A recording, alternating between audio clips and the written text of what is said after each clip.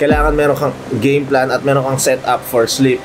Kung gusto mo mag-strap match, dapat meron kang game plan for that. So, dahil bukod sa endurance, ang pinaka-iingat nyo dyan is ma-injury kayo. So, kung fresh kayo, tapos bigla kayo nag-boom ng max effort, naku po, malaki yung tendency na ma-injury ka. So, yun, warm up, tandaan nyo yan. Yo, what is up, Arm Nation? Kamusta tayo? So, nandito tayo ngayon sa bahay. Kakatapos ko lang actually mag-edit. Kakatapos na namin ng sparring kagabi nila Mark Ben. Yun nga yung secret training, kung napanood nyo na. So kung hindi pa, panoorin nyo na syempre. Sobrang lupit nun kasi after namin mag-sparring, tsaka kami nag-training. Tapos syempre na-hype kami dahil sabay-sabay kami, tsaka kami nag-heavy, diba? So ngayon talaga mga basag yung mga katawan namin. Nakita ko sa GC, nag-chat sila na ano, pare-pareho kaming mga bugbog. Masakit yung elbow, masakit yung daliri, kumbaga talagang lahat kami basag. So dapat mag-rest day ako, pero naisip ko na less than 3 weeks out na lang ako. So naisip ko na this week na yung last training ko bago kami magpahinga. So tuloy-tuloy na natin. Pero since nga hindi kakayanin dahil sobrang weak na talaga ng forearms ko and elbow, tsaka ng hand ko medyo exhausted na talaga, magpo-push day tayo. Pero alam ko maboboringan tayo dahil bodybuilding yun. So magbibigay na lang ako ng tips kung paano tayo magpe-prep sa tournament na pwede nyong gayahin. Kasi syempre may parating na amateur. Actually, mauuna nga kayo eh. So, bago kami lumaro doon sa event, alam ko amateur muna. Tapos pagtapos ng amateur categories, tsaka yung mga pro. So, magkita tayo doon ha, August 29, kung di ako nagkakamali. So, manonood kami, papanoorin ko kayo. So, kung hindi man kayo makapunta dahil medyo malayo yung Los Baños, meron naman tayo dito sa Paseo de Bacoor. So, September naman yun, 1 week apart lang. So, ganoon din, kung lumaro kayo sa Laguna, tapos hindi kayo nag-place, bawi kayo sa September, di ba? So, at least sa September, bawas na yung mga amateur na mga kalaban nyo. So, yun. Mamaya, samahan nyo lang ako today sa mga gagawin natin.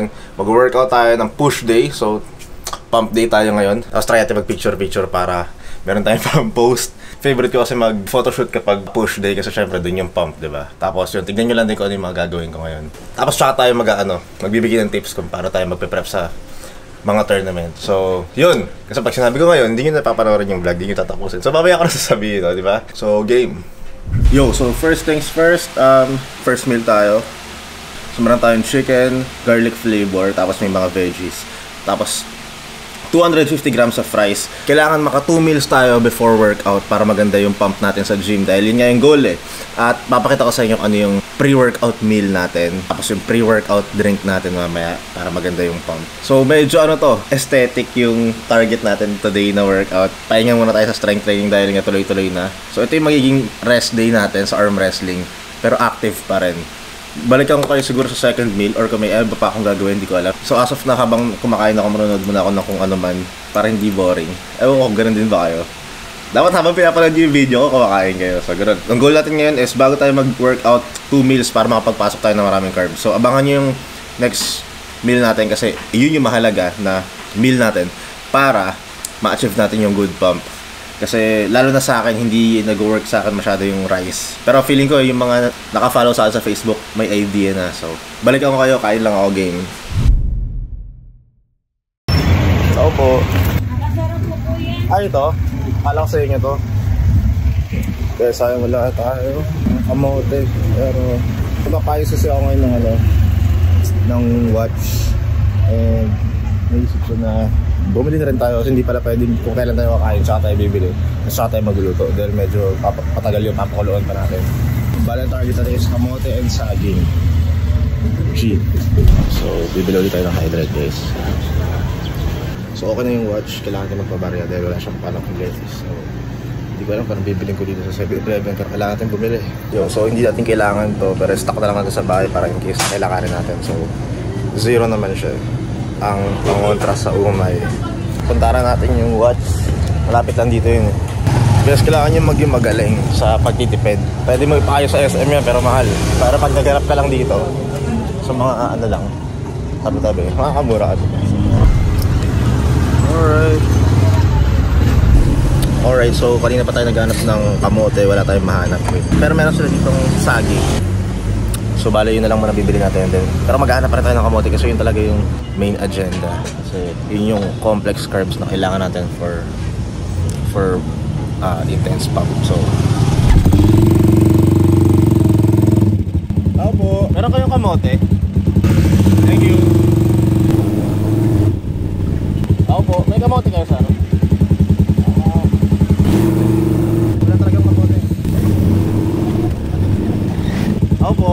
May kamote po.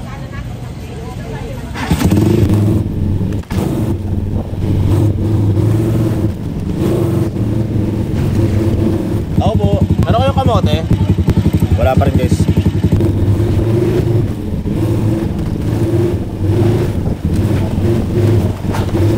Yes. Meron kayong kamote? Wala pa rin. Guys, it's 2 PM in the afternoon. Kaya sobrang init. Kamote? Yung sa wakas meron tayo nakitang kamote. Pero hindi yung kamote na hinahanap ko. Pero sa macros lang naman to guys. So, gin natin to.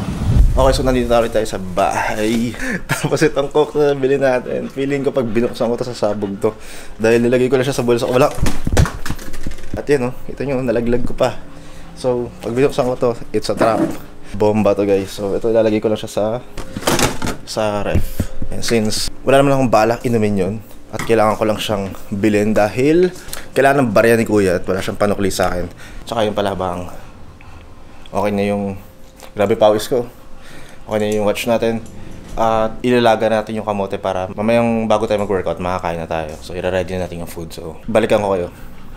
Alright, so yun, habang naglalaga tayo ng kamote para mamaya kain na lang, di ba? Siguro mag-snacks muna tayo ng bananas and hydrate na may creatine. So, potassium and electrolytes para makarecover tayo ng konti dahil sa training kagabi. Kahapon na kagabi kasi simula, excuse me. Kasi simula 1 PM nag-sparring na, tapos nung gabi nag-training pa. So napaka-intense nun. Grabe yun. Kaya nga ngayon mag-aano lang tayo, push day. Muscles lang yung target natin. And syempre, dahil mag-workout tayo, magkakaroon na rin ng blood flow sa bandang mga joints para makatulong siya sa recovery. Nga pala, meron akong gustong i-shoutout. Nakalimutan ko yung name niya pero nag-suggest siya ng coconut water. At nakita ko nga naman na maganda pala talaga siyang electrolytes and potassium. So siguro gawin natin yun minsan sa mga ibang training. Hanap tayo ng ganun. Actually sa 7-Eleven ata may ganun eh. Ayun, nakita ko yung comment niya. So nagkaroon ako ng idea about it. So salamat sa advice mo about sa coconut water. So yun, game. Alright, so time check tayo, 4 o'clock na. Second meal, which is yung pre-workout meal natin. So ito. So meron tayong 250 grams of kamote and 1 scoop of whey, 2 bananas with 1 tablespoon of peanut butter. Okay, so gym time. Shoutout ka pala sa JFit sa akin shorts ngayon. Bang! Bisitahin niyo yung Instagram nila kung gusto niyo umorder ng mga damit nila. Nga pala, favorite natin pre-workout ito. Boom. Masarap kasi siya for me and meron siyang 300 milligrams of caffeine and ang pinaka-trip ko dito is zero sugar siya. So kahit masarap siya para sa akin, zero sugar siya. So goods. So yung flavor niya is bubblegum. Hindi ako sponsored dito kaya hindi ko na pinakita kung paano ko siya binibili. Pero sa Waking ko siya binibili. So yun, hindi ako sponsored pero binanggit ko na. So habang nag-pre-workout tayo, mag-shoutout na tayo. Dahil ang dami ko ng utang sa inyo na puro ko hindi nakaka-shoutout. Dito tayo sa last video natin in-upload yung Q&A. Kasi mamaya pa nakaschedule yung training namin nila Mark Ben. Na-uploaded na. 5:30 kasi ako nag-upload or 6. Kaso lang, syempre dahil kaka-upload pa lang, konti pa lang comments doon. So dito tayo sa last video mag-shoutout yung sa Q&A nga. So kung hindi ko kayo na-shoutout at nag-comment kayo sa mga previous video, comment na lang ulit kayo para makabawi ako sa next video. Alright, so game, mabilisan lang to. Sarap talaga ng bubblegum. Shoutout kay Jay Lugod from QC AC na member, nakasubscribe siya sa membership natin. Shoutout sa'yo bro. Kay Gwyneth, di ba? Siya kay chess coach ng Antipolo. Kay Jericho Monte Alto ng Davao de Oro. At kay Hazardo. Dan David. At kay Limuel. At syempre kay Big Joe. Shoutout ko rin pala si Daddy George na taga Manila Pullers. Crystal Cabaluna. Yan. Love na love ka daw ni Von. JV Tampos ng Davao City. Kay Prince Arciso. Kay Kamata Maji Vlog. Yan, arm wrestler na babae to. So, abangan nyo din yung mga laban niyang parating. Christian Aton. And si Erickson from Victoria's Pullers. So, marami ako hindi na siya shoutout kasi walang name. Tapos ito, kay Melly, Vicky, and Trisha. Shoutout sa inyo, mga Adona sisters ata to. Or brothers. Vicky, Trisha, babae yun. So, sisters. Or siblings. Kasi malay mo, lalaki si Melly. Or lalaki si Vicky. Diba yung Vicky, pero Vicky lalaki yun, babae. Di ko alam, bala na. Kay Zach ng Muntinlupa. Kay Ion Drake. Tsaka sa BFR Pullers ng Las Piñas City. So yun lang muna. Next video, shoutout ulit natin yung mga masya-shoutout. So last, maraming salamat sa mga nanonood ng videos natin. Nakakatawa yung mga messages nyo, nakakainggan nyo. So minsan wala na akong maisip to content, pero pinipilit ko pa rin dahil nga gusto kong ituloy-tuloy itong momentum para sa inyo. Dahil kung napapasaya ko kayo at may natututunan kayo sa akin, napapasaya nyo rin ako at may natututunan din ako sa inyo. So ubusin ko lang to, then next transition na ito, nasa gym na tayo. So yun, gawin natin ng pinakamalupit na pump. Sana mag-work. So let's go.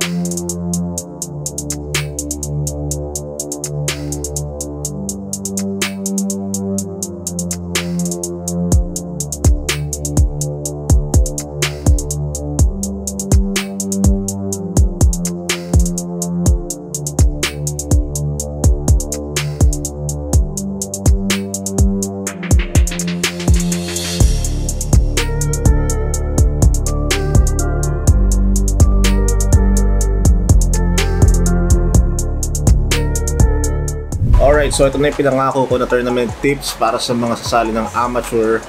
And hindi ko alam kung baka meron na makuha kayong idea sa mga pro levels dito.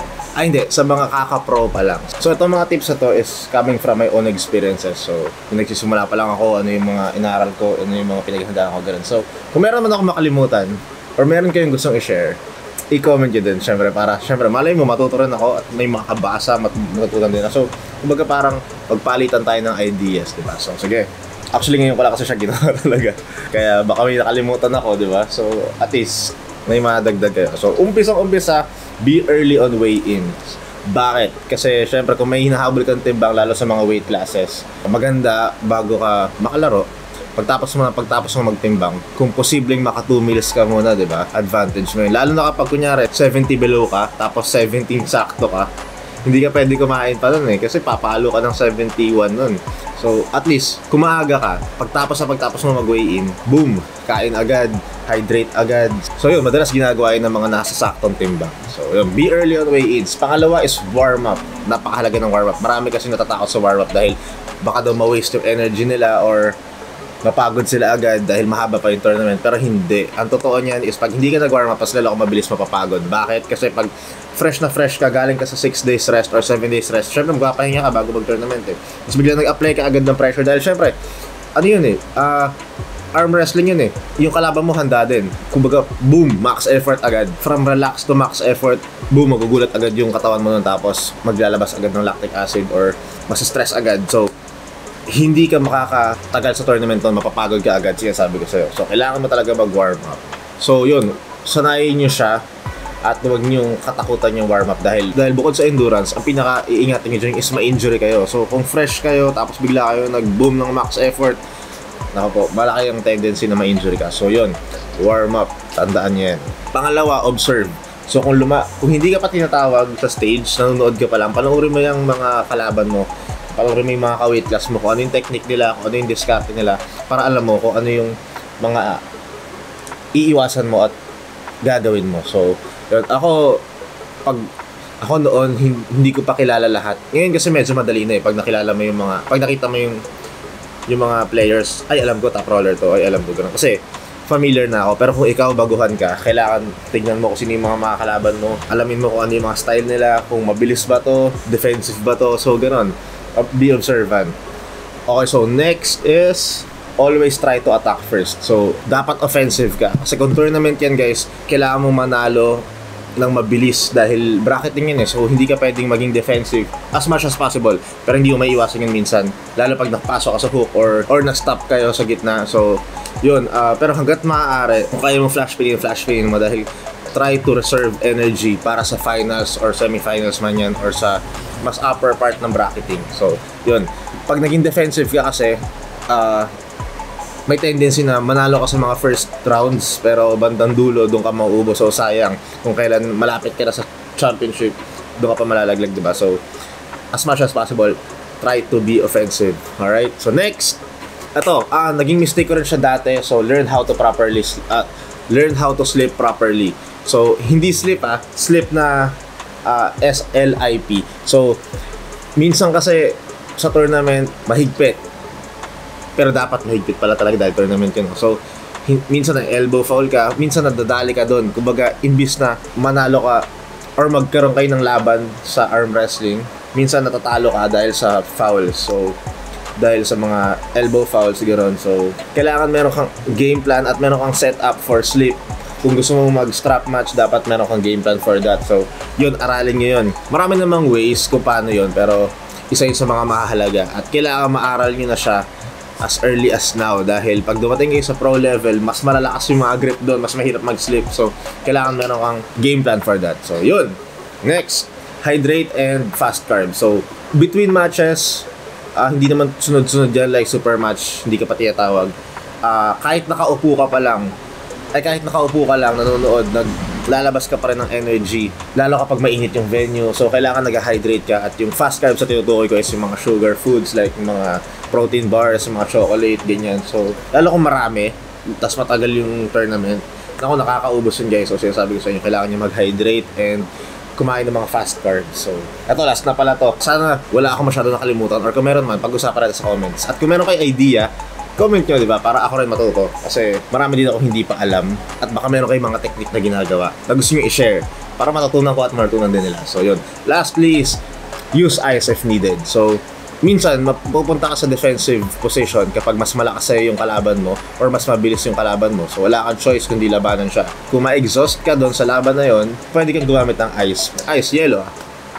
Para syempre, ma-relax ka at mas fresh ka para sa next laban mo kung sakaling tawagin ka ulit. Kasi kung matalo ka man doon, double elimination naman eh. At kung manalo ka naman, medyo pagod ka na. So use ice if needed. So yun lang ang mga naiisip ko ngayon. So sana nakatulong sa inyo to at magkita kasi tayo sa parating na amateur competition. Marunod ako at meron din silang professional. Lalaro ako. So magkita kasi tayo doon August 29 at September 7. So Los Baños yun, tsaka Bacoor. Ako na-excite ako sa Bacoor kasi bukod sa malapit lang ako doon, kami mag-host nun. And ang ganda ng stage doon guys kasi bazaar yun eh. So may mga booth sa paligid. Tapos syempre may mga lights, gano'n. Ang oras nga pala nun is 5 to 11 tayo doon. So medyo gagabihin tayo, pero maganda yung lights nila and yung setup kasi maganda. So yun, makita kasi tayo sa mga parating na events. Ingat kayo palagi, God bless. Let's go!